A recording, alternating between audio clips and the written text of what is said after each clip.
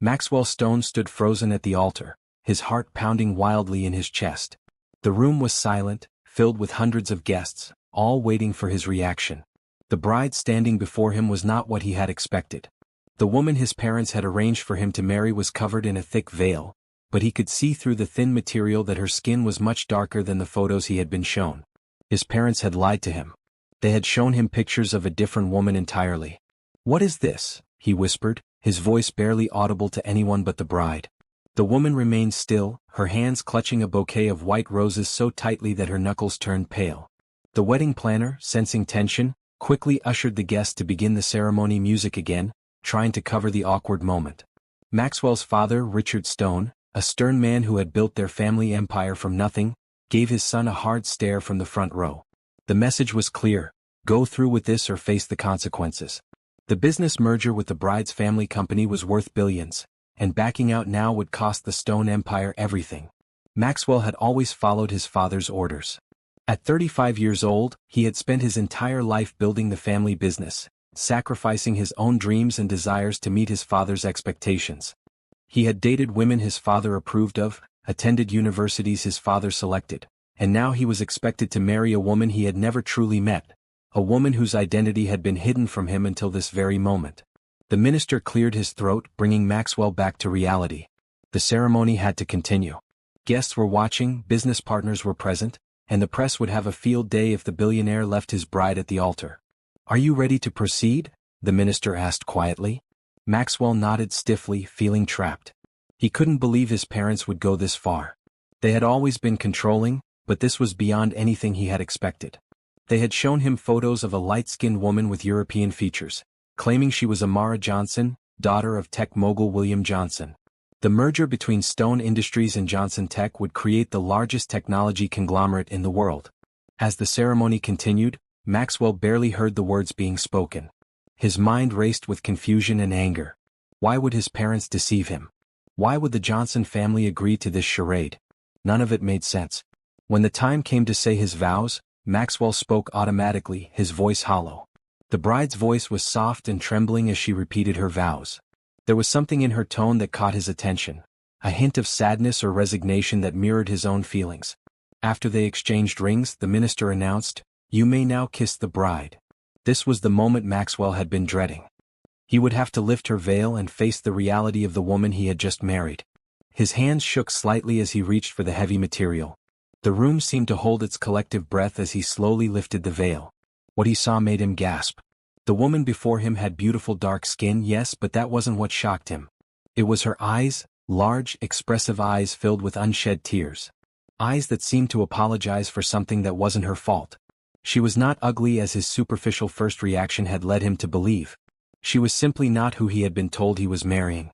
"I'm sorry," she whispered, so quietly that only he could hear. Before Maxwell could respond, his father stepped forward, clapping loudly and signaling for everyone to celebrate. The guests, oblivious to the deception, cheered as music filled the room again. Maxwell placed a quick, formal kiss on his new wife's cheek, then took her hand and led her down the aisle. The reception was a blur of fake smiles and hollow congratulations. Maxwell kept his new bride close, not out of affection but because he was determined to get answers. When they finally had a moment alone, he turned to her. "Who are you?" "Really?" he asked, trying to keep his voice calm. "I am Amara Johnson," she replied softly. "The real Amara Johnson." "Then who was the woman in the photos they showed me?" "A model, I assume." "My father thought you wouldn't agree to the marriage if you knew what I really looked like." She looked down at her hands. "I told him it was wrong to deceive you, but he insisted this was the only way to ensure the merger went through." Maxwell ran a hand through his hair in frustration. "This is insane. They married us under false pretenses." "I understand if you want an annulment," Amara said, her voice surprisingly steady. "I didn't want this either. My father gave me no choice." For the first time, Maxwell really looked at the woman he had just married. Behind the initial shock, he could see that she was actually quite beautiful, with high cheekbones, full lips, and those incredible eyes that seemed to hold a world of intelligence and strength. "No," Maxwell said, surprising himself. "No annulment yet.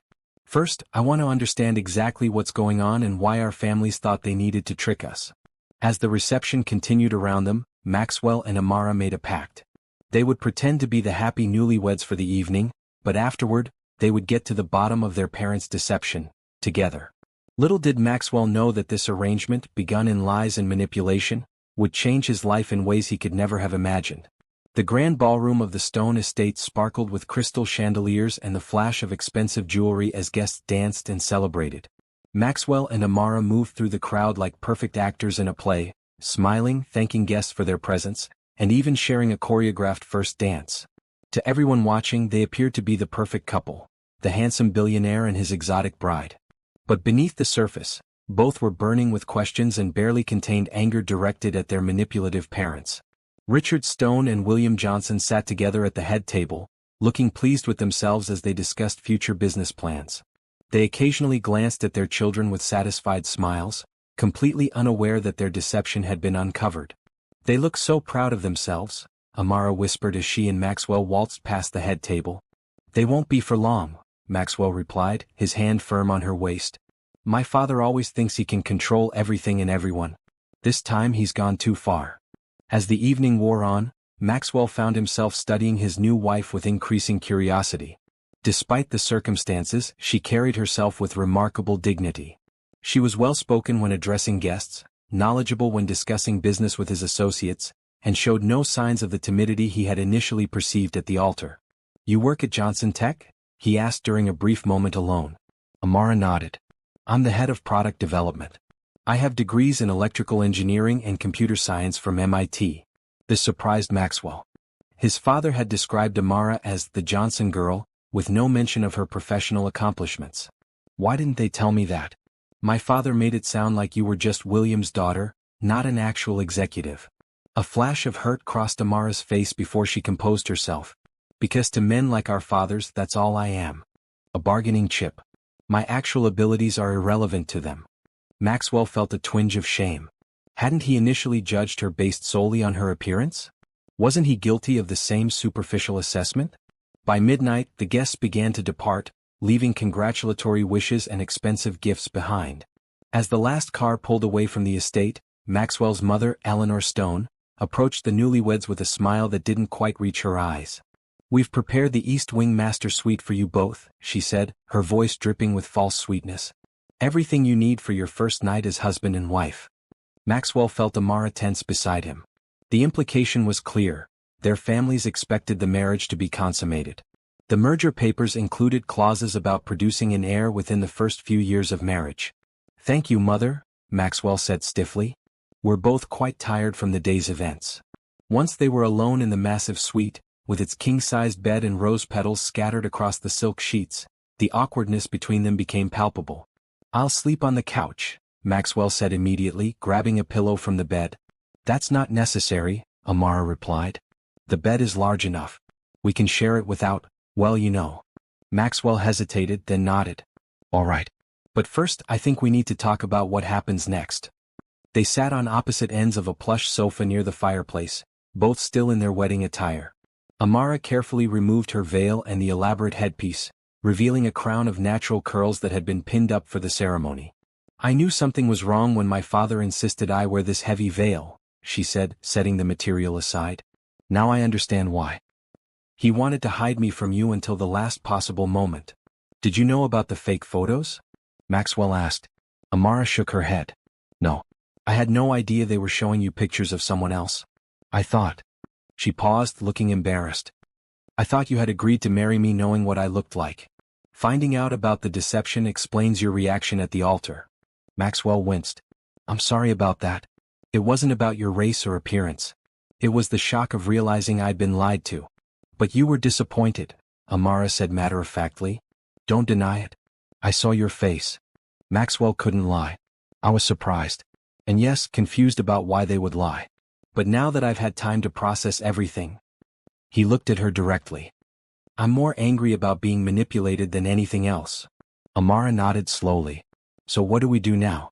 "An annulment would devastate both companies. The merger is already underway."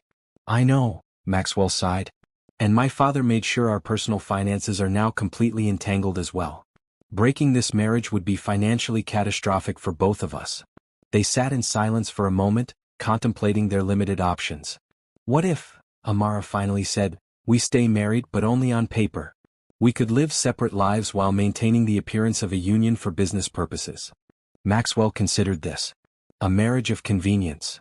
Exactly. We could set a timeline, maybe 2 years.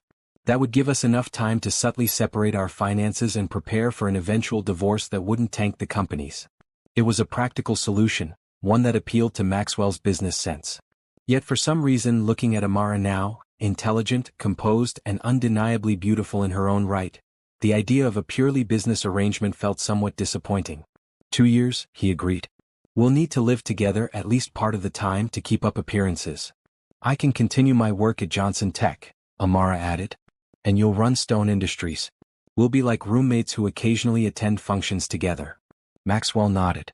And during that time, we'll work together to gradually take control away from our fathers. They've proven they can't be trusted with power. A small smile appeared on Amara's lips. I like the way you think, Mr. Stone. Please call me Maxwell, he said, returning her smile. Or Max. We are married after all. Max, she tested the name. And I'm Amara. They shook hands, sealing their new agreement.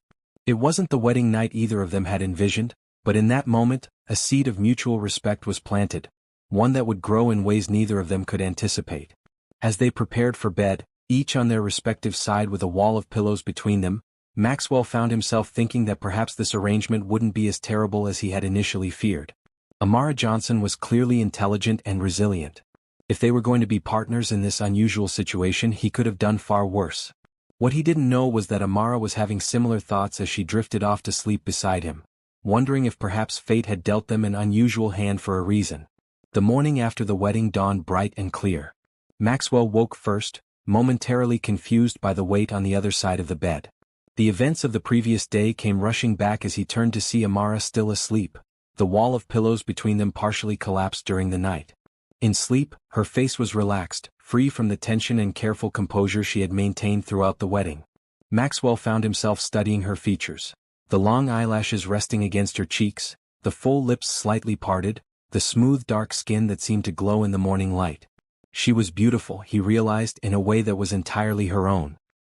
He slipped quietly from the bed, not wanting to wake her, and went to shower and dress.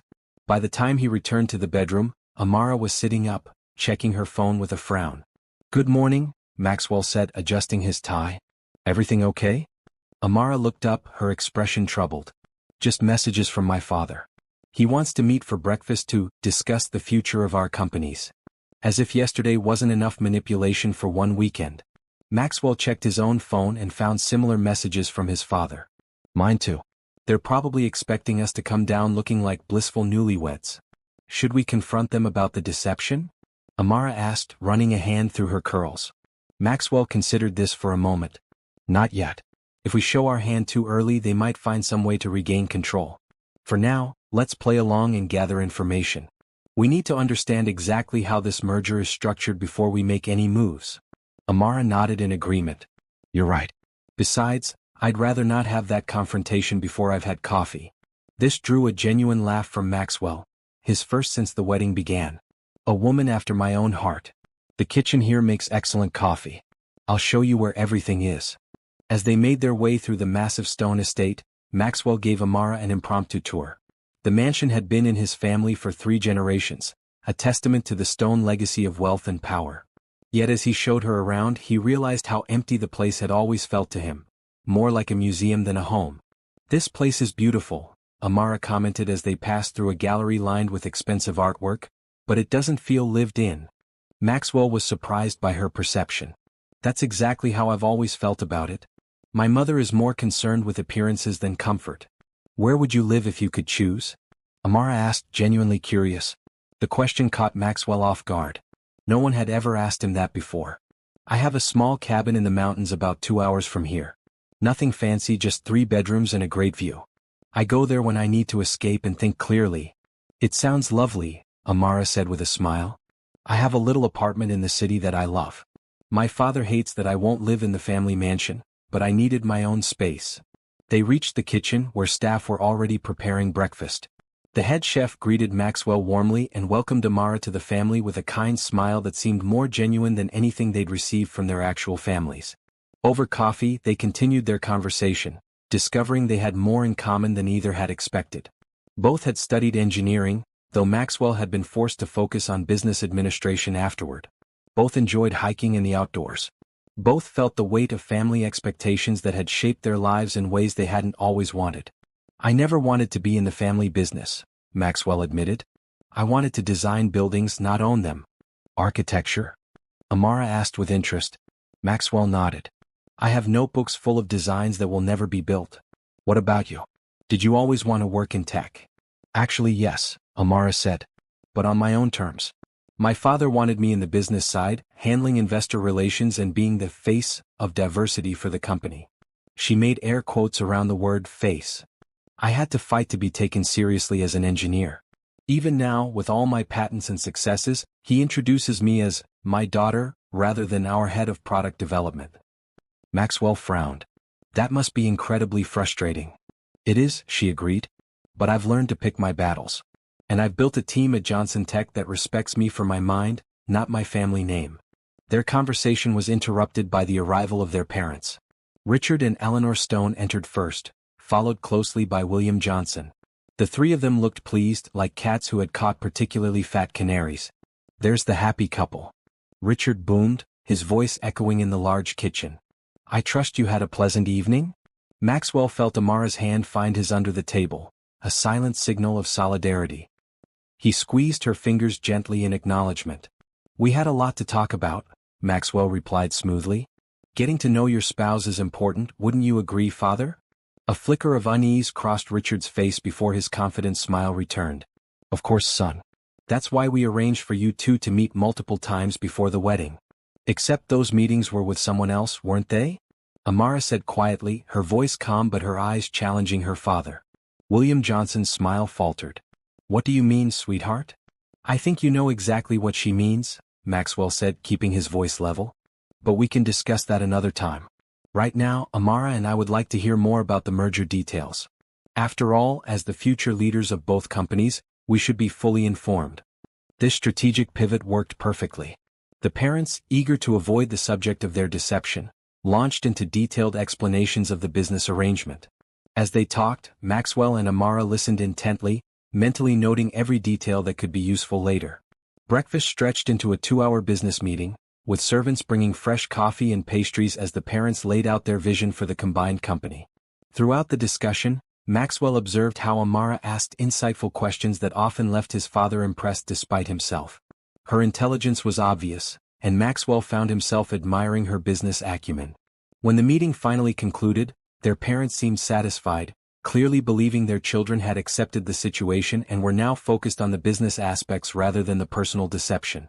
"We'll leave you newlyweds alone for the rest of the day," Eleanor said with a knowing smile that made Maxwell cringe internally. "Tomorrow we'll need to discuss your living arrangements and public appearances for the coming months." After their parents left, Maxwell and Amara looked at each other with renewed determination. "They're planning every aspect of our lives," Amara said, anger evident in her voice. "Not for long," Maxwell replied. "Now that we know the structure of the merger, we can start planning our counterattack. But first—" He hesitated, then continued, "I'd like to actually get to know my wife. The real you, not the version our parents have constructed." Amara looked surprised, then pleased. "I'd like that too. Where do we start?" "How about that hike I mentioned? My cabin in the mountains.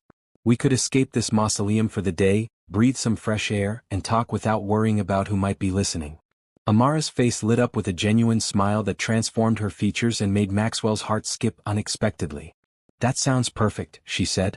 "Just let me change into something more appropriate for hiking."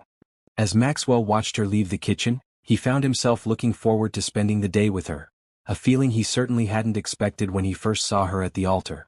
Perhaps their arranged marriage contained possibilities neither of them had imagined. The drive to Maxwell's mountain cabin provided a welcome escape from the suffocating atmosphere of the Stone estate.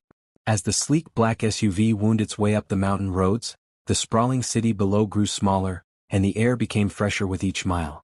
Maxwell drove while Amara sat in the passenger seat, her window rolled down slightly to feel the mountain breeze. She had changed into jeans, hiking boots, and a simple blue sweater, a stark contrast to the elaborate wedding gown of the previous day. Maxwell found himself stealing glances at her profile as she gazed out at the passing scenery, noticing how the sunlight highlighted the warm undertones in her dark skin. "This is beautiful country," Amara said, breaking a comfortable silence that had settled between them. "I can see why you come here to escape." "It's the only place I feel completely myself," Maxwell admitted. "No expectations, no pretenses, no family legacy hanging over my head." "What do you do when you're here?" Amara asked. "Besides hiking, I mean." Maxwell smiled. "I read actual books, not business reports. I cook for myself instead of having meals prepared by staff. And I sketch building designs." He hesitated before adding, "Actually, I built part of the cabin myself. An extension with a studio where I can work on my designs." Amara turned to him with genuine interest. "You actually built it? With your own hands? Is that so hard to believe?" Maxwell chuckled. "Honestly? Yes," Amara admitted. "The billionaire CEO getting his hands dirty with actual construction work doesn't fit the image I had of you." "And what image was that?" "We could actually make a good team," Amara said thoughtfully. "Professionally speaking." "I think we already do," Maxwell replied, surprised to realize how true that felt after just one day of really knowing her. As they hiked back to the cabin, the sky began to darken with approaching storm clouds. The first drops of rain fell just as they reached the porch, quickly turning into a downpour that trapped them at the cabin for the evening. "I guess we're staying the night," Maxwell said as thunder rumbled in the distance. "These mountain storms can make the roads dangerous." If Amara was concerned about spending another night with her new husband, she didn't show it. Instead, she helped him prepare dinner, and they spent the evening in front of the fireplace, sharing more stories and gradually filling in the gaps of their lives for each other. As lightning flashed outside and rain pounded on the roof, Maxwell found himself thinking how different this arranged marriage was turning out to be from his worst fears. Amara Johnson was not just beautiful, she was intelligent, determined, and surprisingly easy to talk to. For the first time since learning of his father's marriage plans, Maxwell felt a spark of something unexpected. Not just acceptance of his situation, but perhaps even hope. When they finally went to bed, Amara in the main bedroom and Maxwell on the couch, despite her protest that he should take his own bed, Maxwell lay awake listening to the storm, wondering what tomorrow would bring for this unusual partnership that was beginning to feel less like a business arrangement and more like the start of something genuine. The morning after the storm brought clear skies and a tranquility that made the mountain cabin feel even more removed from their complicated lives. Maxwell woke early, his back slightly stiff from sleeping on the couch, and quietly prepared coffee and breakfast. The domestic normalcy of the situation struck him as both strange and oddly comforting. When Amara emerged from the bedroom, her curls tousled from sleep and wearing borrowed clothes that were too large for her frame, Maxwell felt an unexpected warmth spread through his chest. She looked so different from the polished businesswoman or veiled bride. She looked real and somehow more beautiful for it. "That coffee smells amazing," she said, accepting the mug he offered with a grateful smile. They ate breakfast on the porch, watching the mist rise from the valley below as the sun climbed higher in the sky. Neither mentioned returning to the city, though both knew their brief mountain sanctuary couldn't last forever. "I've been thinking about our situation," Maxwell said finally, setting down his empty mug. "What if we turned this arrangement to our advantage, really took control of both companies and reshaped them according to our values, not our fathers?" Amara looked at him thoughtfully. "You mean, instead of just surviving the next 2 years until we can separate, actually building something worthwhile together?" "Exactly. You have incredible ideas for Johnson Tech that your father has been suppressing. I have visions for stone industries that go beyond pure profit. What if we used this forced merger to create something better than either company was before?" A slow smile spread across Amara's face. "A true partnership. It would mean staying married longer than the 2 years we initially discussed," Maxwell pointed out. "We'd need to convince everyone our marriage is real. Including our parents," Amara added, her expression becoming more serious. "They'd be suspicious if we suddenly seem happy about a situation we were clearly tricked into." Maxwell nodded. "We'll need to be careful, appear reluctant at first, then gradually show signs of genuinely connecting. It has to be believable. We could start by confronting them about the deception," Amara suggested. "Show our anger, but then appear to slowly warm to each other over time."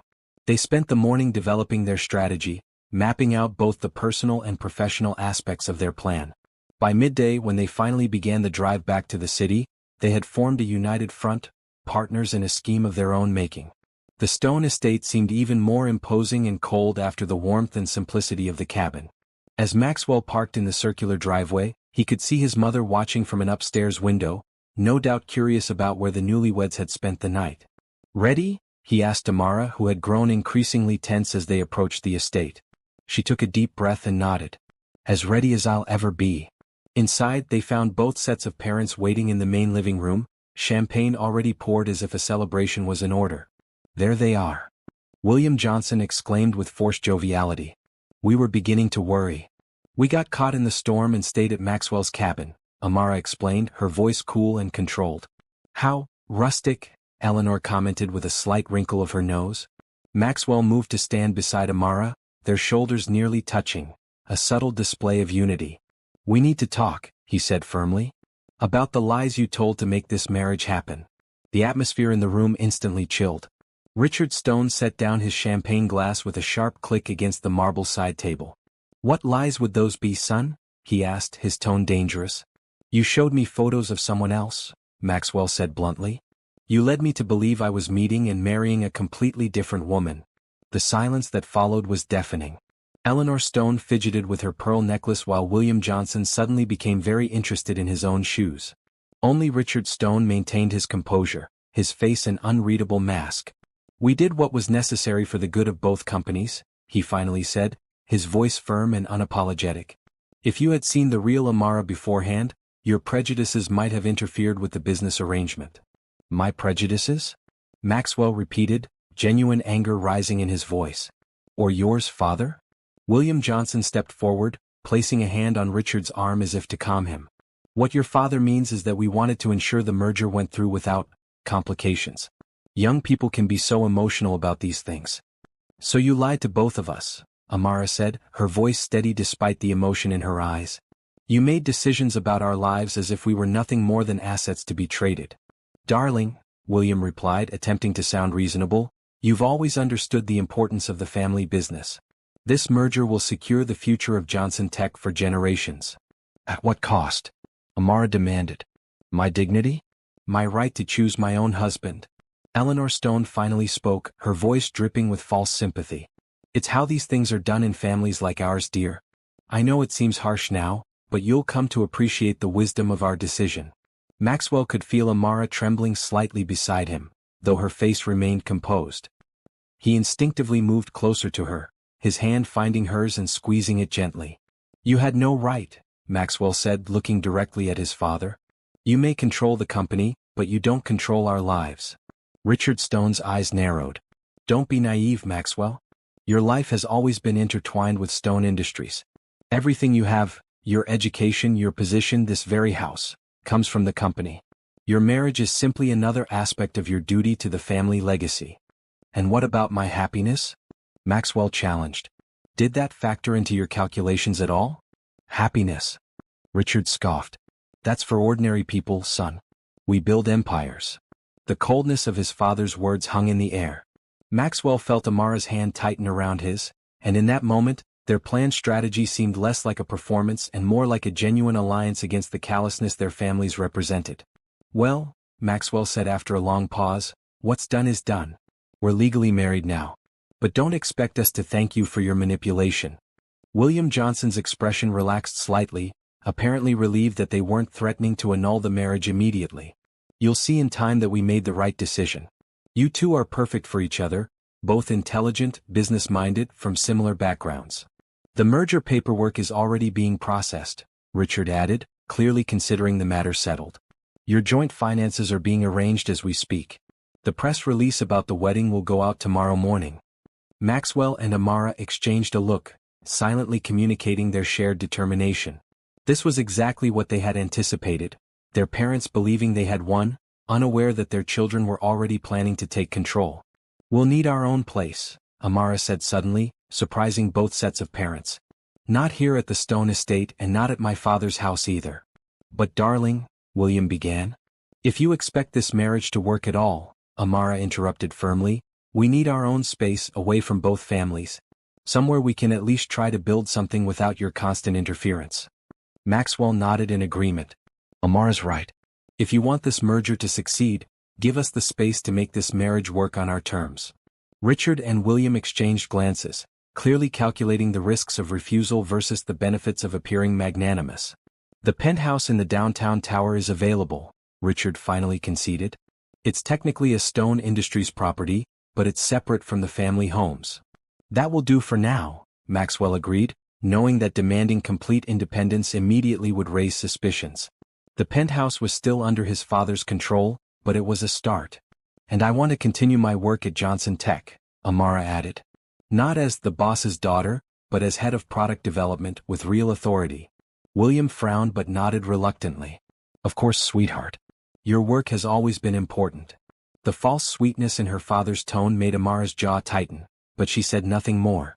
The first confrontation had gone as well as could be expected. They had expressed their anger at the deception while simultaneously setting the groundwork for their longer-term plan. We'll move into the penthouse tomorrow, Maxwell announced. Tonight we'll stay at Amara's apartment to collect her things. This declaration clearly surprised their parents, who had expected the newlyweds to remain under the watchful eye of the Stone household for at least a few days. But none of them dared to object, perhaps fearing that pushing too hard might cause their carefully arranged marriage to collapse before it had truly begun. As Maxwell and Amara left the Stone estate an hour later, heading toward her apartment in the city, a weight seemed to lift from both their shoulders. That went better than I expected, Amara admitted as Maxwell navigated through the city traffic. They actually agreed to our demands. Only because they think they've won, Maxwell replied. They believe that now that we're married, they can control us through financial means and social pressure. Little do they know, Amara said with a small smile, we're already 2 steps ahead of them. Maxwell glanced at her, admiring the determined set of her jaw and the intelligence shining in her eyes. We make a good team, Mrs. Stone. The name still felt strange to both of them, but Amara's smile widened slightly. Indeed we do, Mr. Stone. Amara's apartment was a revelation to Maxwell. A warm, colorful space filled with books, artwork from around the world and cutting-edge technology seamlessly integrated into the comfortable environment.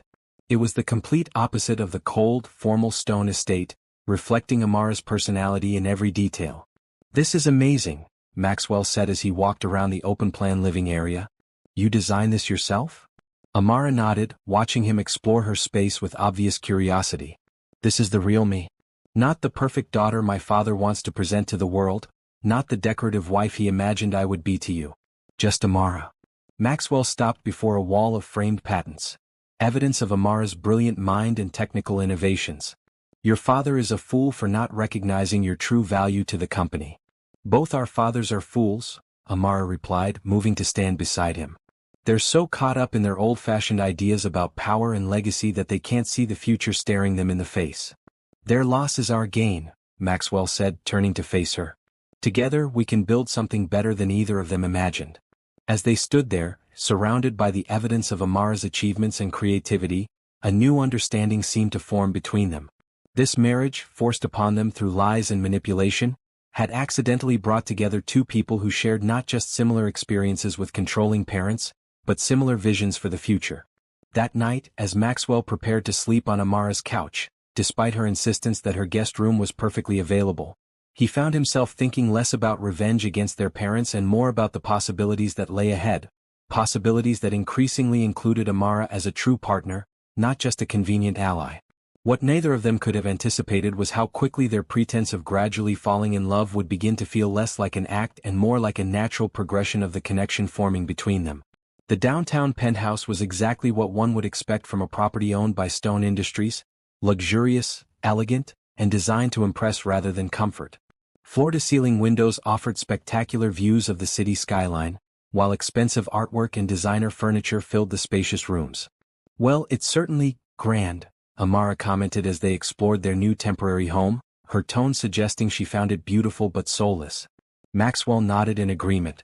My father's taste has always leaned toward the ostentatious. But at least we have space and privacy here. The movers had already delivered Amara's belongings, packed in dozens of carefully labeled boxes. Maxwell watched as she immediately began transforming the sterile environment, adding colorful throws to the sleek leather furniture, placing her books on empty shelves, and setting up smart home devices to make the space more functional. I hope you don't mind, she said, noticing his observation. I know it's technically your family's property. Not at all, Maxwell assured her. Please make it ours. God knows it needs some warmth. Over the next few days, they settled into a routine that balanced their professional responsibilities with their new personal arrangement. Maxwell had converted one of the penthouse's extra bedrooms into a home office for himself, while Amara claimed another as her workspace for the days she wasn't needed at the Johnson Tech offices. They had separate bedrooms, of course, maintaining appropriate boundaries despite their growing friendship. But they often found themselves sharing meals, discussing their days, and strategizing about their joint mission to take control of their family companies. A week after moving into the penthouse, they faced their first public appearance as a married couple, a charity gala hosted by the city's business elite. It would be their debut in society since the wedding, and they knew all eyes would be on them. "Ready for this?" Maxwell asked as they prepared to leave the penthouse, adjusting his bow tie in the hallway mirror. Amara emerged from her bedroom in a stunning emerald gown that complemented her dark skin perfectly. Her natural curls were styled in an elegant updo, and she wore diamond earrings that caught the light when she moved. Maxwell found himself momentarily speechless. In the week they had lived together, he had grown accustomed to seeing Amara in casual business attire or comfortable loungewear. This transformation reminded him of how truly beautiful his wife was, not just physically, but in the confidence and grace with which she carried herself. "You look," he began, searching for the right words. "Presentable enough to be Mrs. Stone?" Amara suggested with a hint of teasing in her voice. "Breathtaking," Maxwell finished honestly. A slight blush colored Amara's cheeks at the genuine compliment. "Thank you. You clean up pretty well yourself." In the elevator down to the waiting car, they reviewed their strategy for the evening. They needed to appear like a couple still getting to know each other, not overly affectionate but not completely distant either. Just enough togetherness to start the rumor mill speculating that perhaps this arranged marriage might be developing into something real. "Remember," Amara said as the elevator descended, "we're supposed to be in the early stages of warming up to each other after being initially upset about the arrangement." Maxwell nodded. "So some tension but with moments of genuine connection. Should we have a minor disagreement at some point? Make it look real?" "Good idea," Amara agreed. "Maybe about your father's latest development project? I could express environmental concerns, you could initially defend the family business, then appear to consider my perspective." "Perfect. And I'll be sure to get you champagne without asking, the wrong kind of course, so you can correct me and I can apologize. Small moments that show we're still figuring each other out." Amara smiled approvingly. "You're getting quite good at this deception, Mr. Stone." "I had an excellent teacher in my father," Maxwell replied dryly, "though I prefer to think of it as strategic acting rather than deception." The charity gala was held at the city's most exclusive hotel, with a guest list that read like a who's who of wealthy elites. As Maxwell and Amara entered the grand ballroom, conversation briefly dimmed as curious eyes turned toward the newlyweds. Maxwell placed his hand lightly on the small of Amara's back, guiding her through the crowd. The simple touch was part of their act, but he couldn't help noticing how natural it felt, and how Amara leaned slightly into his touch rather than stiffening as she might have just a week ago. "Maxwell, Amara." Eleanor Stone approached, air-kissing both their cheeks. "You look wonderful together. Everyone's been asking about you." "I'm sure they have, Mother," Maxwell replied with a tight smile. "Especially since they were all expecting to meet a different bride." Eleanor's smile faltered momentarily before she recovered her composure. "Water under the bridge, darling. What matters is that you two are married now and representing both families. Speaking of which, the Harringtons are eager to discuss the new merger. Come along."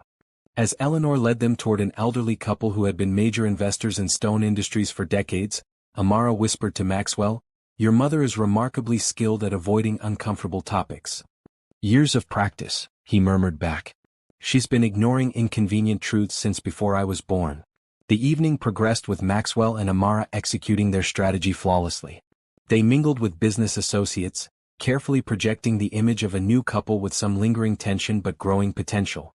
They had their planned disagreement about environmental concerns in the Stone Industries' newest development, with Maxwell ultimately appearing to value Amara's perspective, a performance that wasn't entirely acting as he genuinely did respect her views. When they took to the dance floor for a waltz, they continued their controlled performance, maintaining a proper distance while still moving together with surprising harmony.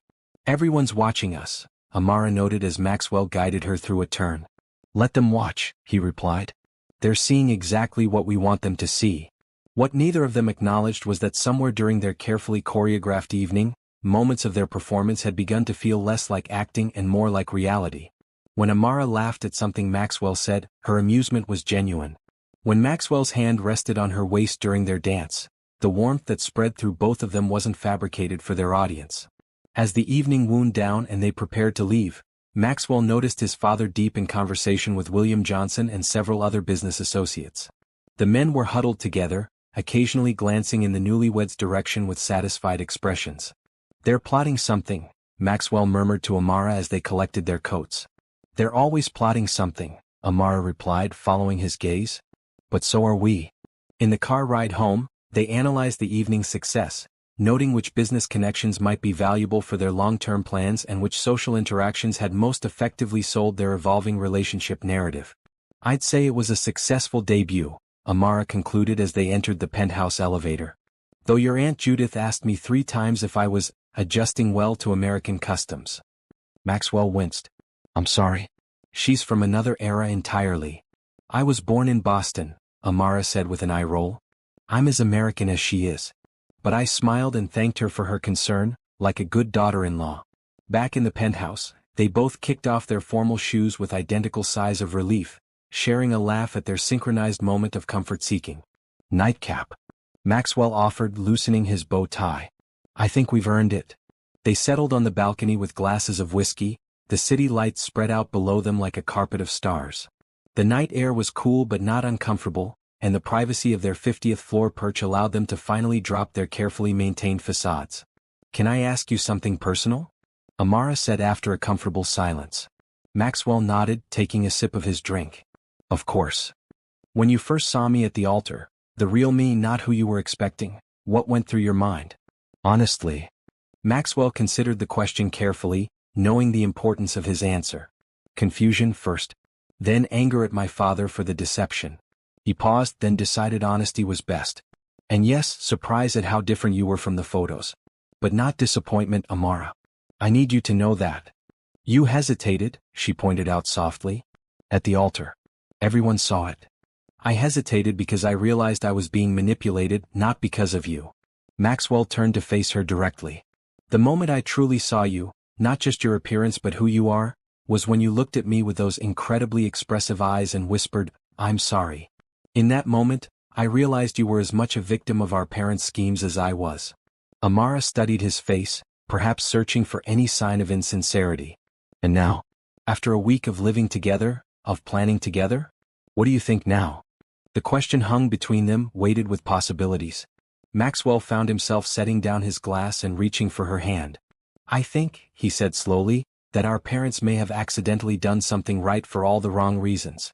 I think you're brilliant, strong, and far more than they ever gave you credit for. And I think this partnership of ours might be the best thing that's happened to either of us in a long time." Amara's fingers tightened around his, her eyes reflecting the city lights as she processed his words. "It's strange, isn't it? A week ago we were strangers thrust into a marriage neither of us wanted. And now?" "And now?" Maxwell prompted when she didn't continue. A small smile curved Amara's lips. "And now I find myself genuinely looking forward to our breakfast conversations each morning. To hearing about your day. To planning our future, even if it's just a strategic future." The moment between them stretched, filled with unspoken possibilities. Maxwell was suddenly aware of how close they were sitting, of the warmth of her hand in his, of how the moonlight accentuated her delicate features. For a brief moment he wondered what it would be like to close the distance between them, to kiss his wife for real, not the formal peck they had shared at the wedding, but a genuine expression of the connection that was undeniably forming between them. The moment passed when Amara's phone chimed with a message, breaking the spell. She reluctantly withdrew her hand to check the notification. "It's my team at Johnson Tech," she explained. "The new assistive technology prototype is having issues. I might need to go in early tomorrow." Maxwell nodded, simultaneously disappointed and relieved that the intense moment had been interrupted. They were still finding their footing in this complex relationship, and rushing things, even if his feelings were beginning to become real, could complicate their carefully laid plans. "You should get some rest then," he said, standing and collecting their empty glasses. "I have an early meeting tomorrow as well. Stone Industries board members want to discuss how the merger will affect ongoing projects." As they prepared to head to their separate bedrooms, Amara paused in the hallway. "Maxwell?" "Yes." "Thank you for being honest about your reaction at the altar. And for being such a good partner in all of this. I know it's not what either of us planned, but maybe it's not so terrible after all?" he suggested with a gentle smile. Amara nodded, her eyes meeting his with newfound warmth. Not terrible at all. Good night, Maxwell. Good night, Amara. As Maxwell lay in bed that night, staring at the ceiling, he realized that their plan to convince the world they were gradually falling in love might be becoming complicated by the fact that, at least on his part, it was starting to feel less like an act and more like reality. The question that kept him awake was whether Amara might possibly be feeling the same way, and what that would mean for their carefully constructed arrangement. 3 months into their marriage, Maxwell and Amara had settled into a rhythm that blended their professional ambitions with their evolving personal relationship.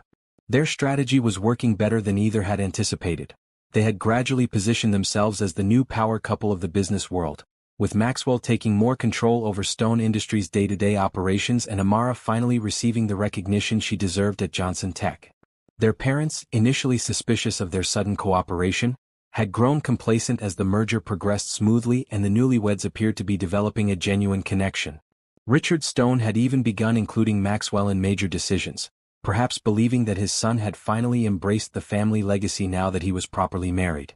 On a crisp winter morning, Maxwell was reviewing architectural plans for a new sustainable housing development, a project he had personally championed against his father's initial objections, when his assistant interrupted with an urgent message. "Mrs. Stone is on line 1, sir. She says it's important." Maxwell picked up immediately, concerned by the formal way his assistant had referred to Amara. They usually communicated by text or direct cell phone calls. "Amara? Is everything all right?" "Maxwell." Her voice sounded strained. "Can you come to Johnson Tech as soon as possible? There's something you need to see." "I'll be there in 20 minutes, he promised, already standing and reaching for his coat. The Johnson Tech headquarters was a gleaming glass tower in the heart of the technology district, its innovative design a stark contrast to the more traditional Stone Industries building across town. Maxwell had visited several times since their marriage, but always by arrangement, usually for joint meetings or public appearances.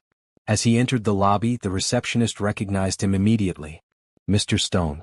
Mrs. Stone is expecting you in the executive conference room on the 40th floor. She asked that you come directly up." The elevator ride gave Maxwell time to wonder what could be so urgent. Had something gone wrong with the merger?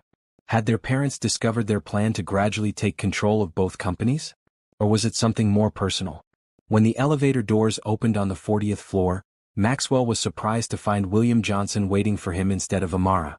"Maxwell, my boy," William said with a forced smile. "Thank you for coming so quickly." "Where's Amara?" Maxwell asked, immediately suspicious. "She's in the conference room with your father and our legal teams. A situation has developed that requires our immediate attention." Maxwell followed his father-in-law down the hallway, his concern growing with each step. When they entered the conference room, he immediately sought out Amara, finding her seated at the far end of the table, her face tense but composed. Their eyes met briefly, and he could see both anger and worry in her expression. Richard Stone sat opposite Amara, flanked by Stone Industries' chief legal counsel and 2 other executives Maxwell recognized from the board. Several Johnson Tech executives and lawyers filled the remaining seats. "What's going on?" Maxwell asked, moving to stand beside Amara's chair in a clear show of solidarity. Richard Stone cleared his throat. "We've uncovered some irregularities in the merger documentation, specifically regarding the joint projects between Stone Industries and Johnson Tech." "What irregularities?" Maxwell pressed, placing a hand on Amara's shoulder. Amara spoke up, her voice controlled but with an undercurrent of anger. "They're claiming my assistive technology division is underperforming and should be folded into Stone Industries' R&D department, effectively killing the projects we've been developing for years." "That's not what we said," William Johnson interjected quickly. "We simply believe these projects would benefit from Stone Industries' resources and management structure." "The same management that has consistently prioritized profit over innovation?" Amara challenged. "The same structure that has delayed every environmentally sustainable initiative Maxwell has proposed?" Richard Stone's expression hardened. "The terms of the merger give us the right to restructure underperforming divisions. According to the quarterly reports." "According to manipulated quarterly reports," Amara interrupted. "Someone deliberately presented our financial projections in a way that makes the division appear unprofitable by isolating costs without accounting for long-term benefits and tax incentives." Maxwell's mind raced as he processed the situation. This was clearly an attempt by their fathers to regain control, to remind the newlyweds that despite their growing influence, The older generation still held the reins of power. "May I see these reports?" Maxwell asked calmly, holding out his hand. One of the lawyers slid a folder across the table. Maxwell opened it and began reviewing the documents, his years of business training allowing him to quickly identify the creative accounting that had been used to make Amara's division appear unsuccessful. "This is ridiculous," he said finally, closing the folder with a decisive snap. "These numbers have been deliberately misinterpreted. The assistive technology division is not only profitable when properly evaluated, but it's also one of the most innovative branches of either company." "Son," Richard Stone began in a patronizing tone, "I understand you want to support your wife's pet projects, but business decisions must be based on hard facts, not marital loyalty." The condescension in his father's voice made Maxwell's jaw tighten. He glanced at Amara, who was watching him intently, perhaps wondering which side he would ultimately take in this unexpected confrontation. Maxwell made his decision instantly, though to anyone observing, it wouldn't have appeared to require any thought at all. He placed the folder back on the table and moved to stand directly behind Amara's chair, his hands resting supportively on her shoulders. "Amara's division stays intact," he said firmly. "In fact, I'm proposing we increase its funding by reallocating resources from Stone Industries' luxury real estate division, which has consistently underperformed for the past 3 quarters. Richard Stone's face reddened. "You can't make that decision unilaterally." "Actually I can," Maxwell replied. "As COO of Stone Industries and co-chair of the merger committee, I have authority to propose resource allocation. Unless you want to call a full board vote." It was a calculated risk. Maxwell and Amara had been quietly building alliances on both boards over the past months, but they hadn't planned to reveal the extent of their influence so soon.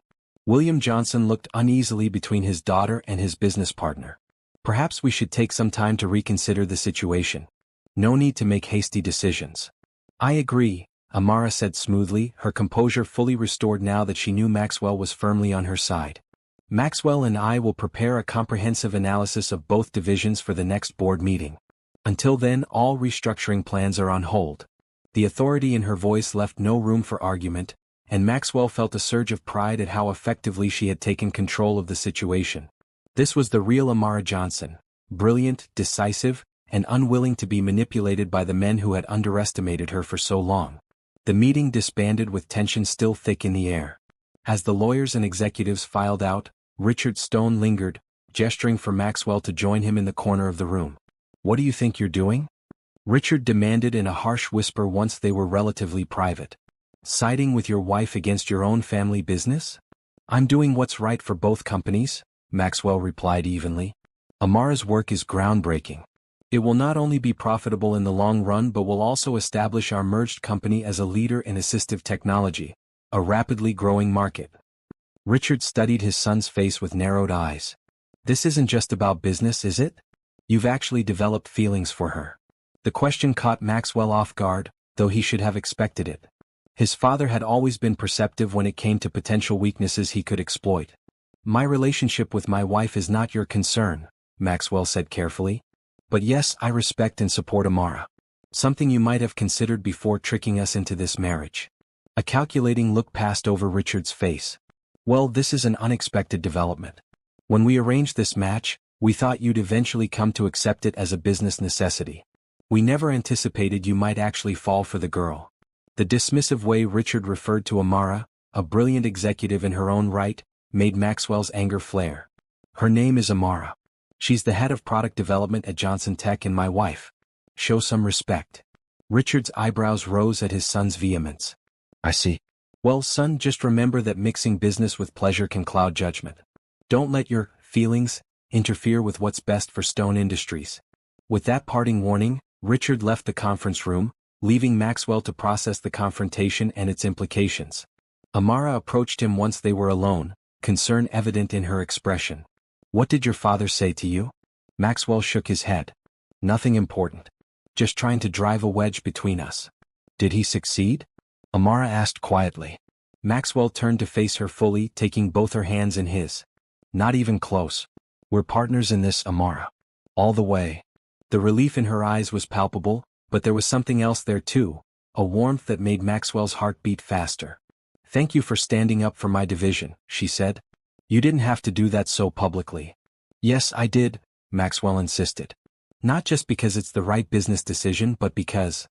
He hesitated, suddenly aware that they were standing on the edge of a significant shift in their relationship. Because... Amara prompted, her eyes never leaving his. Because I care about what matters to you, he finished simply. Your work is important and not just for business reasons. It helps people. It makes a difference in ways my father could never understand. Amara's expression softened and she squeezed his hands.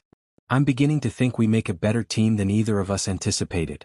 Much better, Maxwell agreed with a smile. They left Johnson Tech together, deciding to take the rest of the day off to strategize about their response to their father's attempted power play. As they walked through the city streets, Maxwell found himself taking Amara's hand naturally, without the conscious thought that this was part of their public performance.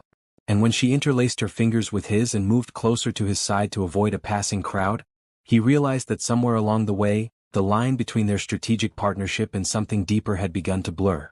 That evening, as they sat together in the penthouse living room surrounded by spreadsheets and legal documents, building their case for the next board meeting, Maxwell caught himself watching Amara as she worked, admiring the way she bit her lower lip in concentration, the decisive way she highlighted important passages, the brilliant insights she offered as they developed their strategy. You're staring, she noted without looking up from her tablet. Do I have something on my face? No, Maxwell replied honestly. I was just thinking how fortunate I am. This made her look up, a questioning expression on her face. Fortunate? To be forced into marriage through deception and manipulation? Maxwell chuckled. When you put it like that, it sounds terrible. But yes, fortunate that if I had to be forced into marriage, it was to someone like you. Amara set down her tablet, giving him her full attention. Someone like me, she repeated. And what exactly am I like, Maxwell Stone? The teasing challenge in her voice made him smile, but he answered seriously. You're brilliant, determined, compassionate about the work you do. You don't back down when you believe in something. You see through people's facades, including mine. He paused, then added softly, and you're beautiful inside and out in ways our families were too blind to see. Amara's expression shifted from playful to something more vulnerable. Maxwell, are we still acting? Is this still part of our strategy? The question hung between them, laden with possibilities. Maxwell moved closer to her on the couch, his eyes never leaving hers. I don't think I'm acting anymore, Amara. I'm not sure I have been for some time now. Her breath caught, and for a moment, Maxwell feared he had misread the situation, had pushed too far too fast. But then she reached up, her hand gently touching his face. Neither am I, she whispered. When their lips met, it wasn't for show, wasn't for any strategic purpose or public performance. It was real, a genuine expression of feelings that had been growing steadily over the months of their unusual marriage. The kiss deepened and Maxwell pulled Amara closer, marveling at how right it felt to hold her this way. When they finally broke apart, both slightly breathless, Amara rested her forehead against his. Well, she said with a small laugh. This certainly complicates our 2-year plan. Maxwell smiled, tucking a strand of hair behind her ear. I think our plan has been evolving for a while now. The question is, where do we go from here? Amara's eyes met his, serious but warm. Forward together. But at our pace, not the one our families tried to force on us. As they returned to their work, occasionally stealing glances and brushing hands, both knew that what had started as a strategic alliance had transformed into something neither had expected but both now welcomed. A genuine chance at love born from the most unlikely of beginnings. 6 months into their marriage, Maxwell and Amara had become inseparable both professionally and personally. Their initial strategic partnership had blossomed into a genuine relationship, though they had kept the depth of their feelings private, still wary of giving their manipulative parents any emotional leverage. At work, they had successfully thwarted several attempts by Richard Stone and William Johnson to undermine their growing influence within the companies. The older men had become increasingly frustrated as their children outmaneuvered them at every turn, gradually winning the loyalty of key board members and executives. On the personal front, Maxwell and Amara had transitioned from separate bedrooms to sharing the master suite in the penthouse, their initial awkwardness giving way to a comfortable intimacy that both found unexpectedly fulfilling. Their forced marriage had evolved into a chosen one, though they had yet to formally acknowledge this shift to anyone outside their private relationship. It was a rainy Saturday morning when Maxwell's phone rang, interrupting their peaceful breakfast. He frowned at the screen before answering. Henry? Is everything all right at the cabin? Amara watched with concern as Maxwell's expression grew serious during the conversation. When he hung up, he turned to her with troubled eyes. Someone broke into the cabin last night. Henry says nothing valuable was taken, but my office was ransacked, specifically my architectural designs and the personal documents I keep there. Amara set down her coffee cup. Your father? That would be my guess, Maxwell replied grimly. He's never approved of my architectural work. He probably thinks it's a distraction from the company. Or he's looking for leverage, Amara suggested. Something to use against us now that he realizes we're genuinely united. Maxwell nodded, his jaw tight with anger. We should go up there, see exactly what was taken. I'll pack a bag, Amara said, already standing. The drive to the mountain cabin was tense, with Maxwell gripping the steering wheel so tightly his knuckles turned white. Amara placed a gentle hand on his arm. We'll figure this out, she assured him. Whatever they're planning, we're smarter than they are. Maxwell's expression softened at her touch. Have I told you lately how grateful I am that you're my wife? Not since yesterday, Amara replied with a small smile. But I never tire of hearing it. When they arrived at the cabin, Henry was waiting on the porch, his weathered face creased with concern. He led them inside, pointing out the damaged lock on the back door and the mess in Maxwell's studio. I would have cleaned up, Henry said apologetically, but I figured you'd want to see it as it was. Maxwell surveyed the room with growing anger. Drawers had been emptied, files scattered across the floor, and his carefully organized architectural plans were strewn about carelessly. But what caught his attention was the corner of the room where he kept his most personal documents. Birth certificates, old photographs, family records he had brought here for safekeeping away from the Stone estate. They were thorough, Amara observed, kneeling to gather some of the scattered papers. Looking for something specific, it seems. Maxwell joined her, sorting through the mess to determine what might be missing. After an hour of careful inventory, he sat back on his heels with a puzzled expression. It's strange, Amara said softly. In a way, our families were always meant to be united. Our grandfathers started this journey together. Maxwell took her hand, interlacing their fingers. Maybe we're not just fixing our parents' mistakes. Maybe we're fulfilling our grandfather's original vision, just in a way no one could have predicted. Amara leaned against his shoulder, her voice thoughtful. I've been thinking about what this means for us personally. Our marriage was arranged based on lies, but now. Maxwell prompted when she hesitated. She turned to face him fully, her eyes reflecting the golden light of the setting sun. Now I'm grateful for it despite how it began. Because it brought me to you. Maxwell reached up to cup her face gently. I've fallen in love with you, Amara. Not because of any arrangement or business strategy, but because of who you are. The words, spoken aloud for the first time, hung in the air between them. Amara's eyes glistened with emotion as she leaned forward to press her forehead against his. I love you too, she whispered. And that's the one thing our parents never planned for. Their kiss was different this time. Deeper, more certain, filled with the knowledge that what had begun as a deception had transformed into something genuine and precious. Later that night, as they lay together in the cabin's master bedroom, Amara traced idle patterns on Maxwell's chest. What do we do now? She asked. About our fathers, the companies, the truth? Maxwell covered her hand with his own. We use what we've learned, but carefully. We continue taking control of both companies, but now with a clearer purpose. And when the time is right, we reveal the truth, not just to our parents but to everyone. And us? Amara asked, her voice soft in the darkness. What about our future? Maxwell pulled her closer, pressing a kiss to her forehead. Our future is whatever we choose to make it, together. No more acting, no more pretending. Just us building something real. As they drifted to sleep in each other's arms, both felt a new sense of purpose and possibility. What had begun as an arrangement forced upon them had become a partnership of their own choosing, strengthened now by the knowledge that perhaps, in some cosmic way, their paths had always been destined to converge. The knowledge of their grandfather's shared history transformed Maxwell and Amara's approach to their quest for control of the family companies. What had begun as a rebellion against their parents' manipulation became a mission to restore the original vision that had been corrupted by greed and ego. Over the following weeks, they carefully laid the groundwork for their plan. They scheduled a joint board meeting for both companies, ostensibly to present the final phase of the merger process. Behind the scenes, they secured allies, gathered evidence, and prepared for what would undoubtedly be the most consequential confrontation of their lives.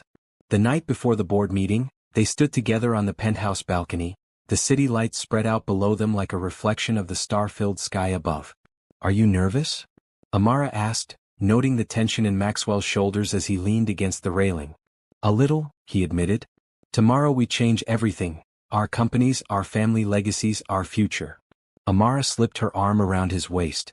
"Whatever happens, we face it together." Maxwell turned to look at her, still sometimes amazed by how completely his feelings for this woman had transformed from suspicion to deep, unwavering love. "Have I told you today how much I love you?" "Yes," she smiled, "but I'll never tire of hearing it." He pulled her into his arms, drawing strength from her presence. "I love you, Amara Stone. And not because of any arrangement or family obligation, but because you are the most remarkable person I've ever known." "And I love you," she replied, reaching up to trace the line of his jaw with gentle fingers. "My husband by force but partner by choice." Their kiss was a promise, of commitment, of strength, of a shared vision for the future that neither could have imagined on that fateful wedding day. The next morning they dressed with care, Maxwell in a perfectly tailored suit that projected authority, Amara in a striking blue dress that complemented her dark skin and radiated confidence. As they prepared to leave the penthouse, Maxwell picked up the leather portfolio containing copies of his grandfather's documents. "Ready to make history?" he asked, offering Amara his arm. She took it with a determined smile. "Ready to correct it." The Stone Industries conference room was already filled when they arrived. Board members from both companies sat around the massive table, with Richard Stone and William Johnson positioned at the head as if their leadership was still unquestioned. Maxwell noted the smug expressions on both men's faces. Clearly, they believed they were still in control of the situation. "Ah, the happy couple arrives," Richard announced with false joviality. "We were just discussing the final integration of Johnson Tech's research divisions into Stone Industries' corporate structure." Maxwell and Amara exchanged a brief glance, communicating silently as they had learned to do over the months of their marriage. Without responding to Richard's comment, they moved to the front of the room. "Thank you all for being here today," Maxwell began, his voice steady and authoritative. "What we're about to share will change the direction of both our companies, and correct a historical injustice that has shaped our family businesses for generations." Richard Stone's smile faltered slightly. "Son, we've already distributed the agenda. Perhaps you could follow the established protocol." "I think you'll want to hear this first, Father," Maxwell interrupted firmly. He opened the portfolio and distributed copies of key documents to each board member. "What is the meaning of this?" William Johnson demanded as he scanned the papers in front of him, his face paling visibly.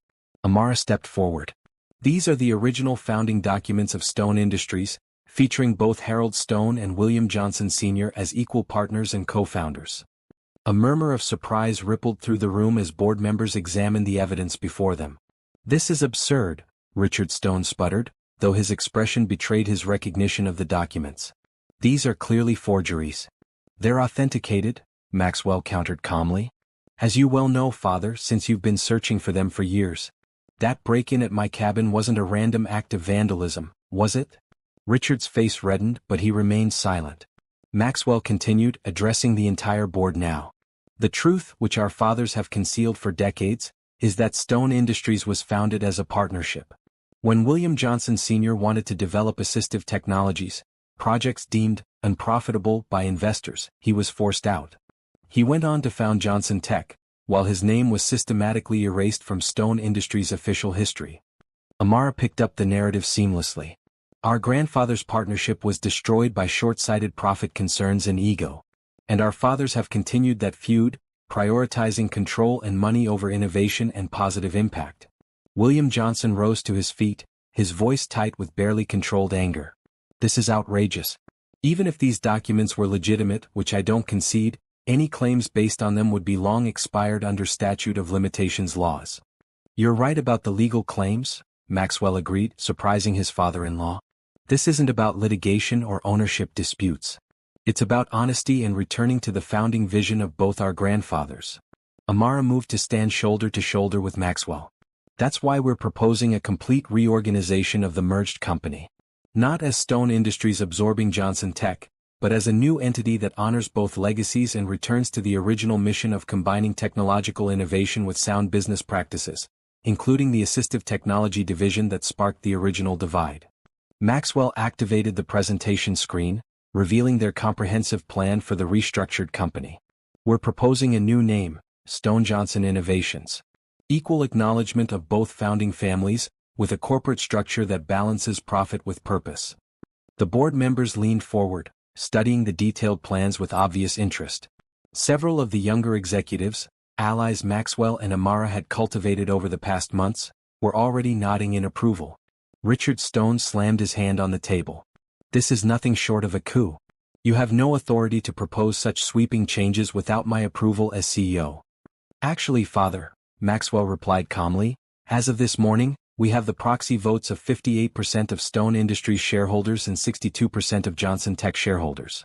The boards can vote today to implement these changes immediately, including new leadership structure.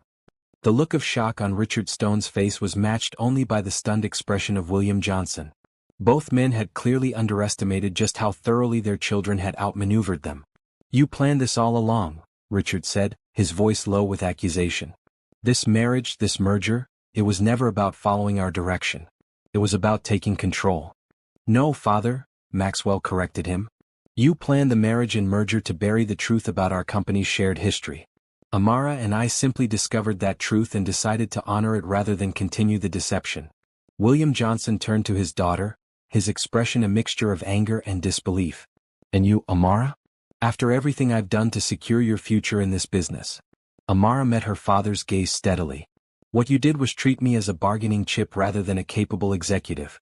You showed Maxwell fake photos to trick him into this marriage. You've repeatedly tried to diminish my division's work and contributions. So yes, I chose to partner with my husband to create something better than what either of you envisioned. A silence fell over the room as the board members watched the family drama unfold against the backdrop of this corporate revolution. Finally, Eleanor Stone, who had remained silent until now, spoke up from her seat near the back of the room. May I see those original documents?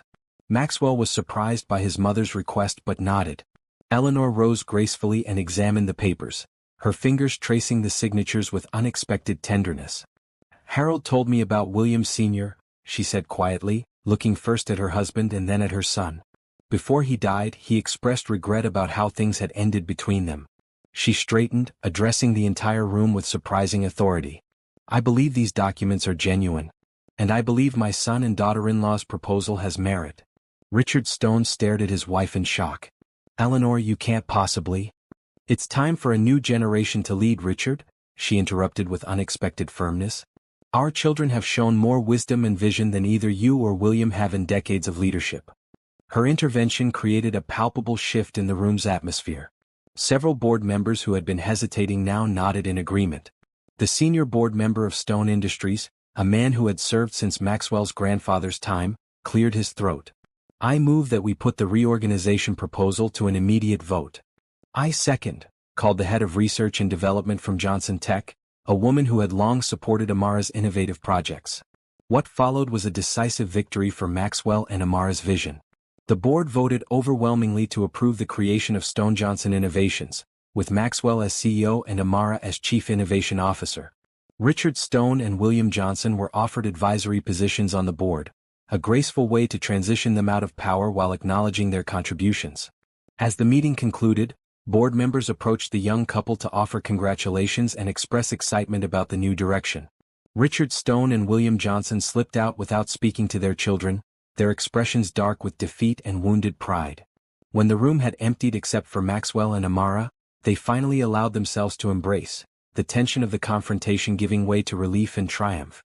We did it, Amara whispered against Maxwell's shoulder. We did, he agreed, holding her tightly. Stone Johnson Innovations is born. As they gathered their materials to leave, Eleanor Stone returned to the conference room alone. She approached the couple with an expression that was difficult to read. Mother, Maxwell acknowledged cautiously, unsure where her loyalties truly lay after her surprising support during the meeting. Eleanor smiled sadly. I owe you both an apology. I knew about the deception with the photographs. I knew this marriage was arranged through manipulation. And I said nothing. Why did you support us today? Amara asked directly. Eleanor sighed. Because Harold Stone, Maxwell's grandfather, made me promise on his deathbed to help heal the rift between our families when the time came. I failed to keep that promise for many years, allowing Richard's ambition to overshadow what was right. She looked at her son with genuine regret. I should have been stronger, Maxwell. I'm sorry. Maxwell was stunned by his mother's confession. All his life, Eleanor had seemed a passive participant in his father's schemes, a decorative accessory to the Stone family power. This glimpse of her own regrets and secret promises revealed a depth he had never recognized. It's not too late to help us build something better, he told her, offering his hand. Eleanor took it with a grateful smile, then surprised them both by embracing Amara as well. Your grandfathers would be proud of you both. Not just for restoring their shared legacy, but for finding your way to each other despite everything. After Eleanor left, Maxwell and Amara stood alone in the conference room where they had just changed the course of both their family histories. What do you think our fathers will do? Amara asked. Maxwell shrugged. They'll fight it at first. Rage, threaten, maybe try to undermine us. But eventually they'll realize they've lost. The truth is out, the boards have spoken and the shareholders are behind us. Maxwell took both her hands in his eyes meeting hers with absolute clarity. Now we stop pretending. We tell the world that what began as an arranged marriage has become the best thing that ever happened to either of us. We build our company together and our life together on our own terms. Amara's smile was radiant. From deception to truth. From arrangement to choice. From strangers to partners, Maxwell added, pulling her close. In every way that matters. As they left the building that had once represented their father's control over their lives, they stepped out into the bright sunshine as equal partners in a new venture, both professional and personal, that neither could have imagined on that tense day at the altar when a veiled bride had first whispered, "I'm sorry," to the shocked groom who would eventually become not just her husband, but her greatest ally and truest love. 1 year after the board meeting that changed everything, the grand opening of the Stone Johnson Innovations headquarters was the most anticipated corporate event of the season. The stunning new building, designed by Maxwell himself, embodied the company's dual commitment to aesthetic beauty and functional purpose. Sustainable materials, accessible design features, and cutting-edge technology combined to create a workplace that honored both founding families' legacies while pointing firmly toward the future. Inside the soaring glass atrium, Amara stood before a mirror in a private preparation room, making final adjustments to her appearance before the ceremony. The emerald green dress she had chosen accentuated her dark skin and complemented the elegance of the occasion. Around her neck hung a simple gold pendant containing a small photograph of her grandfather, a reminder of whose vision she was helping to fulfill. A knock at the door interrupted her thoughts. "Come in," she called. Maxwell entered, handsome in a perfectly tailored suit, his eyes lighting up at the sight of her. After a year of marriage, a real marriage of their own choosing, he still looked at her with a mixture of love and wonder that made her heart race. "You look beautiful," he said, crossing the room to kiss her cheek. "Ready for the big moment?" Amara nodded, though her expression was pensive. "I was just thinking about our grandfathers, how they would feel seeing their families united this way after all these years." "I think they would be proud," Maxwell replied, taking her hands in his. "Not just of the company but of us. How we've transformed something that began with deception into something authentic and meaningful." The past year had been challenging but rewarding as they established Stone Johnson Innovations as a leader in both traditional industries and emerging technologies. The assistive technology division that had once been dismissed as unprofitable had become one of their most successful branches, earning acclaim for innovations that improved lives while generating healthy returns for shareholders. Their personal relationship had deepened alongside their professional success. Living and working together, they had developed a partnership based on mutual respect, shared values, and genuine love that grew stronger with each passing day. "Have you heard from your father?" Amara asked, knowing Richard Stone's absence had been a source of pain for Maxwell despite his outward stoicism. Maxwell's expression tightened slightly. "No. Mother says he's still in Europe, extending his sabbatical indefinitely." After the board meeting, Richard Stone had refused to accept the advisory position offered to him, choosing instead to travel abroad rather than witness his son's success in redirecting the family company. His pride had proven more powerful than any familial bond. "And your father?" Maxwell asked in turn. Amara smiled slightly. "He's coming today. Not happy about it but coming. I think Mother finally convinced him that continuing to sulk was only harming his reputation, not ours." William Johnson had taken a different approach than Richard Stone, grudgingly accepting his advisory role while maintaining a cold distance from his daughter. Only recently had he begun showing signs of thawing, perhaps finally recognizing that Amara's vision for the company was proving more successful than he had predicted. "Well, that's progress," Maxwell acknowledged. Maybe someday they'll both realize that we've built something better than either of them imagined. A soft knock at the door signaled that it was time for the ceremony to begin. As they walked together toward the atrium where hundreds of guests, employees and media representatives waited, Maxwell squeezed Amara's hand. "By the way," he whispered, "I have a surprise for you after the ceremony." Amara raised an eyebrow. "A good surprise, I hope?" Maxwell's eyes twinkled. "The best kind." The grand atrium fell silent as Maxwell and Amara took the stage. Behind them stood a large covered painting, commissioned for the occasion and kept secret even from many of the company executives. "Welcome to the official opening of Stone Johnson Innovations Global Headquarters," Maxwell began, his voice confident as he addressed the crowd. "This building represents not just a new chapter for our company, but the fulfillment of a vision that began 3 generations ago." Amara stepped forward. "Many of you know the official story of our company's histories. But today we want to share the true story of partnership, separation, and ultimately reunion." Together, they recounted the tale of their grandfather's original collaboration and the circumstances that had driven them apart. They explained how their own parents had attempted to bury this history through their arranged marriage, and how discovering the truth had transformed both their business and personal relationships. "What began as an arrangement has become the greatest blessing of our lives," Maxwell said, looking at Amara with undisguised love. "Sometimes the right outcome can emerge even from the wrong beginning." Amara smiled at him before turning back to the audience. "Today, we honor both our past and our future with the unveiling of this commissioned artwork that will hang permanently in this atrium." Together, they pulled the covering from the large painting. A collective gasp rose from the audience as the image was revealed. A stunning portrait of Harold Stone and William Johnson Sr. as young men, standing together with blueprints spread before them, their expressions capturing both determination and visionary hope. The painting was masterfully executed, based on photographs from the company archives and family collections, bringing to life the partnership that had been erased from official records for so long. "To our grandfathers," Maxwell said, raising a champagne glass that had been handed to him, "whose shared vision we honor today. And to new beginnings," Amara added, raising her own glass, "built on truth and partnership." The crowd applauded enthusiastically as champagne was distributed for the toast. As Maxwell and Amara mingled with guests afterward, they were approached by William Johnson, who had been watching the ceremony from the back of the room. "That was quite a speech," he said stiffly, though his eyes kept returning to the painting of his father. "Thank you for coming, Dad," Amara replied, genuinely pleased despite his obvious discomfort. William nodded, then surprised them both by adding, "Your grandfather would have approved of what you've built here. He always believed technology should serve people, not the other way around." Coming from William, this was as close to an endorsement as they were likely to receive. Amara impulsively hugged her father, who stood awkwardly for a moment before briefly returning the embrace. "Perhaps I could see those assistive technology prototypes you mentioned last month," William said as they separated. "In an advisory capacity, of course." "Of course," Amara agreed, exchanging a quick glance with Maxwell. It was a small olive branch, but significant coming from a man who had spent decades building walls around himself and his company. As the reception continued, Eleanor Stone approached, elegant as always in a silver gown that matched her perfectly coiffed hair. Unlike William Johnson, she had fully embraced her role in the new company, often serving as a bridge between the old guard and the new leadership.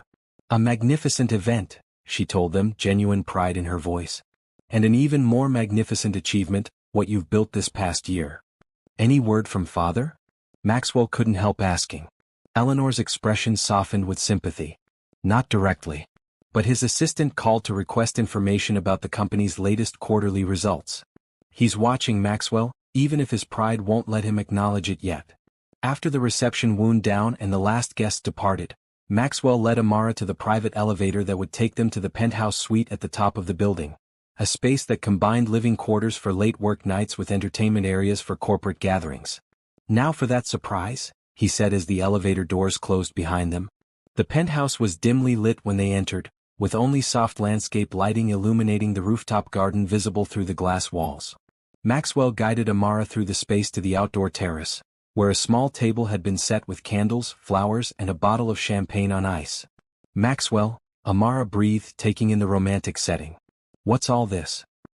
He smiled, suddenly looking almost nervous despite the confidence he had displayed throughout the day's events.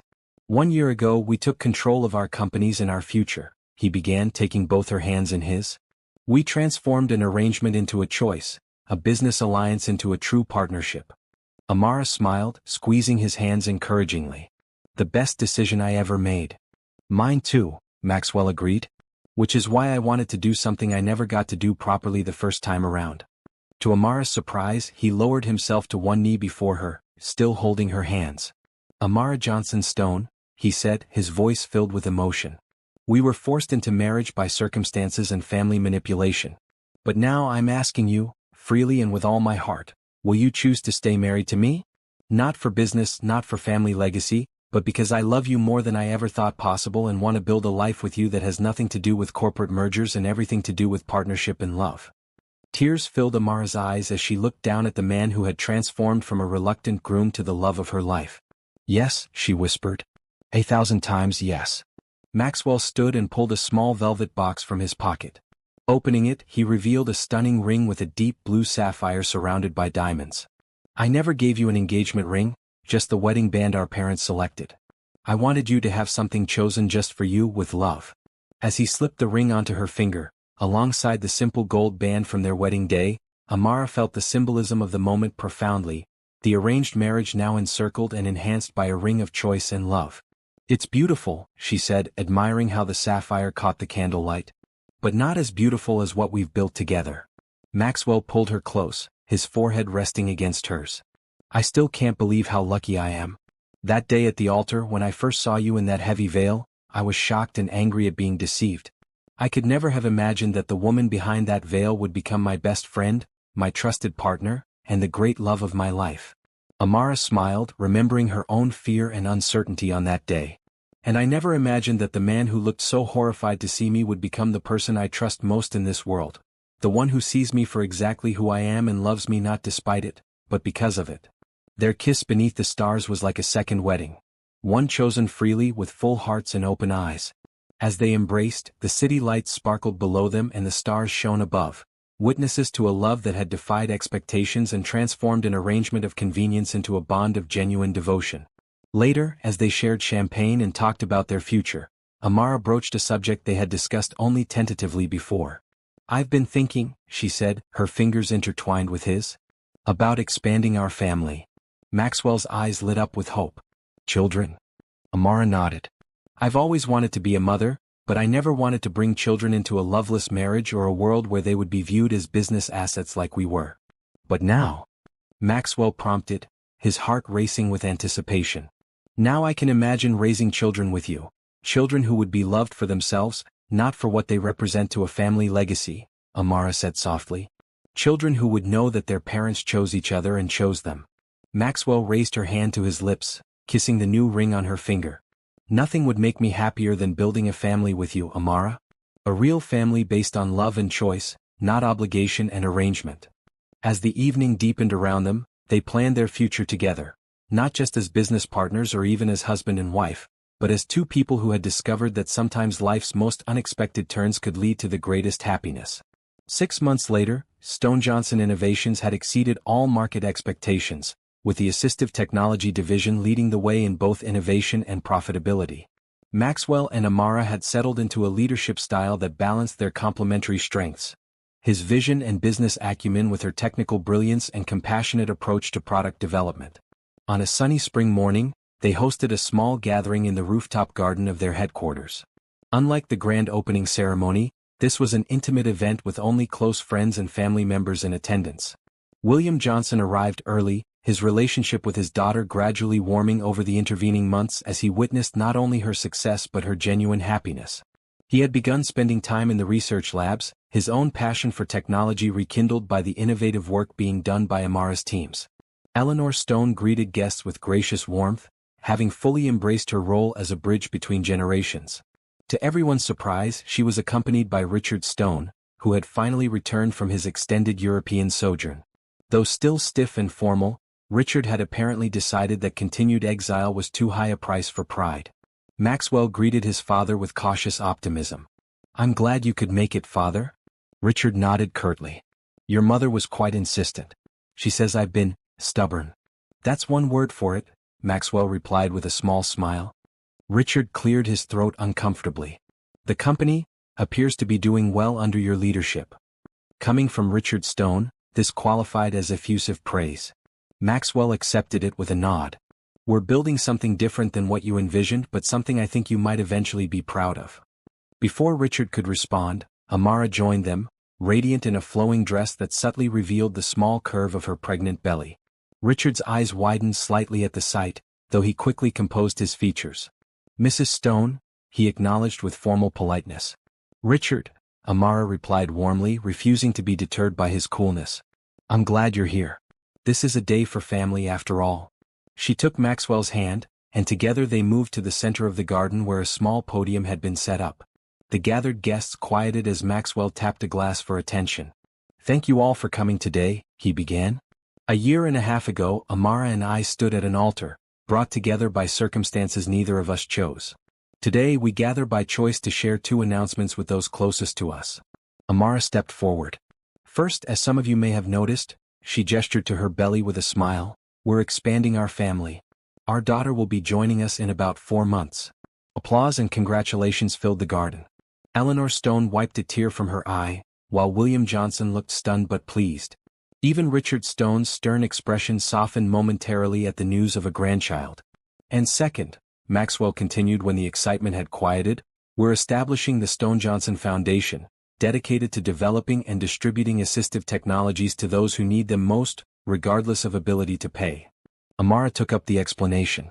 "This foundation fulfills the original vision of William Johnson Sr., who believed technology should improve lives across all socioeconomic levels. Half of the foundation's board will be people who personally use assistive technologies, ensuring that those we aim to serve have a voice in our direction." William Johnson stepped forward unexpectedly. "If I may," he said, his voice uncharacteristically emotional, "I would like to contribute personally to this foundation. My father's dream deserves to be fulfilled." Not to be outdone, Richard Stone cleared his throat. "Stone Industries, that is, the original company holdings not included in the merger, will match any contributions up to $50 million. Maxwell and Amara exchanged surprised glances. This unexpected support from both their fathers represented a healing that neither had fully anticipated. As the gathering continued, with guests mingling and discussing the announcements, Maxwell found a quiet moment with Amara near the garden's edge, overlooking the city that had been home to both their family businesses for generations. "Did you ever imagine this?" he asked, his arm around her waist, hand resting protectively over their unborn daughter. "That day at the altar, when you first saw me looking shocked at the sight of you, did you ever think we'd end up here?"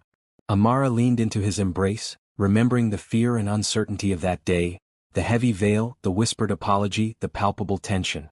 "Never," she admitted. "I was prepared for a lifetime of polite distance, of business partnership without personal connection. This, you, us, our baby, this is beyond anything I could have dreamed." Maxwell kissed her temple gently. "When I lifted your veil that day and saw your eyes, those beautiful, expressive eyes filled with apology for something that wasn't your fault, something shifted in me. Even through my anger at our parents, I sensed that you were different from what I'd been led to believe." "Different how?" Amara asked, curious about his perception of that moment that had changed both their lives. "Real," Maxwell said simply. "Not the perfect, polished projection our parents had tried to create, but a real person with depth and strength and vulnerability. It scared me then because I wasn't prepared for that reality. But now I know it was the beginning of seeing you, truly seeing you." Amara turned in his arms to face him fully. "And now?" "Now," Maxwell said, his voice filled with emotion, "I thank whatever twist of fate brought us together, however flawed the beginning. Because finding you, the real you, not the image our parents tried to construct, has been the greatest gift of my life." Their kiss, witnessed only by the setting sun and the city sprawled below them, sealed a journey that had begun in deception but flowered into the most authentic connection either had ever known. That night, as they lay together in their bedroom, Maxwell's hand resting on Amara's growing belly, he felt their daughter kick for the first time. The small movement, a new life announcing her presence, brought tears to his eyes. "She's strong," Amara murmured sleepily. "Like her father." "And brilliant," Maxwell added, "like her mother." "And loved," Amara said, covering his hand with her own. "Above all else, loved for exactly who she is, not for what anyone expects her to be." As Maxwell drifted toward sleep beside his wife, he reflected on the strange, winding path that had led them here. The arranged marriage that had seemed like a prison had become the doorway to the greatest freedom and joy he had ever known.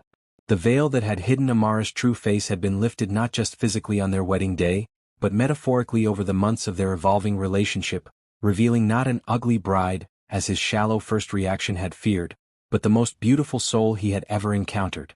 In the darkness of their bedroom, with the woman he loved beside him and their child growing beneath his palm, Maxwell Stone finally understood what his grandfather had meant in his letter about healing what had been broken. It wasn't just about business partnerships or family legacies. It was about seeing beyond appearances and arrangements to the authentic connections that truly mattered. 4 months later, Eleanor Rose Stone came into the world with her mother's expressive eyes and her father's determined chin. Named for both her grandmothers, she represented the union of two families that had once been divided but were now joined not just by business interests or societal arrangements, but by genuine love and shared purpose. As Maxwell held his newborn daughter while Amara rested, he made a silent promise to the tiny bundle in his arms. She would never know the weight of obligation without choice. She would be free to pursue her own path, to love whom she chose, to build a life based on her own values rather than inherited expectations. In that moment, the cycle of control and manipulation that had shaped both the Stone and Johnson families for generations was truly broken.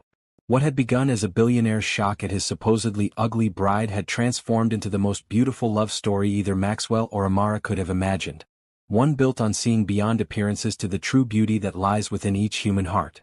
And as Eleanor Rose wrapped her tiny fingers around her father's thumb, the future stretched before them all, bright, open, and full of possibilities limited only by love, which is to say, not limited at all.